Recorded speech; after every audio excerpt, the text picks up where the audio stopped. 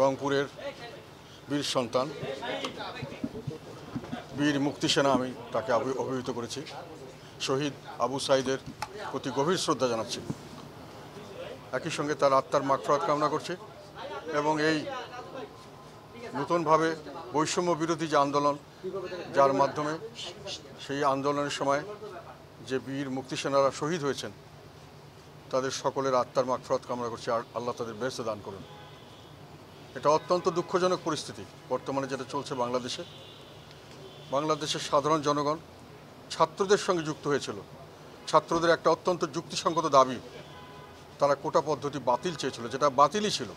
পরবর্তীকালে কোর্টের অর্ডারে যখন এটাকে পুনর্বহাল করার ব্যবস্থা করা হলো এবং যখন মানুষে বুঝতে পারলো ছাত্ররা যে এটা সরকারি ইন্ধনে হচ্ছে এবং সরকার আবার কোটা ব্যবস্থাকে নিজেদের দলীয় স্বার্থে বা নিজেদের ব্যক্তিগতভাবে তাদের লাভবান হওয়ার জন্য সরকার এটা করছেন, সেই সময় জনগণ, ছাত্ররা এর বিরুদ্ধে রুখে দাঁড়ালো এবং তাদের উপরে যখন আবার পুনরায় এই বিভিন্নভাবে সরকার দলীয় অঙ্গ সংগঠন সমূহ অস্ত্রশস্ত্র সহ পুলিশের সহযোগিতায় তাদের উপরে নির্যাতন করা শুরু করলো, তারা তখন প্রতিরোধ গড়ে তুলল এবং সেই প্রতিরোধে সাধারণ জনগণ, তাদের ছেলে, তাদের মেয়ে, তাদের আত্মীয় স্বজন সবাইকে বাঁচানোর জন্য, তাদের আত্মরক্ষার্থে তাদের সহযোগিতা করার জন্য সাধারণ জনগণ তখন মাঠে নেমে এসেছিল।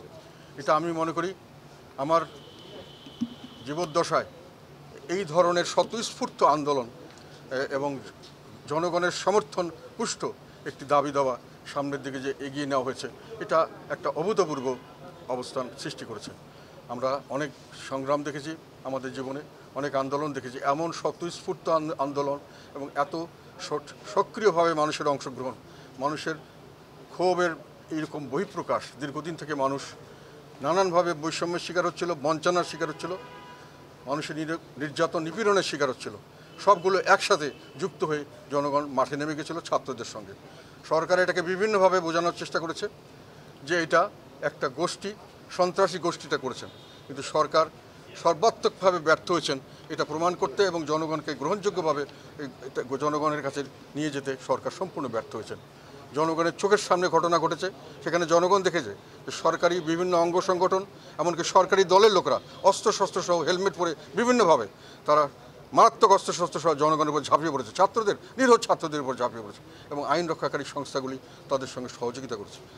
এটা অত্যন্ত দুঃখজনক ঘটনা এবং তারপরে এটাকে বিভিন্নভাবে যে প্রবাহিত করার যে প্রচেষ্টা এখনও চলছে, আমি মনে করি দেশের জনগণ এই ধরনের প্রচেষ্টাকে কখনোই আর দাম দিবে না, তারা তাদের এই কথাতে গ্রহণযোগ্যতা পাবে না।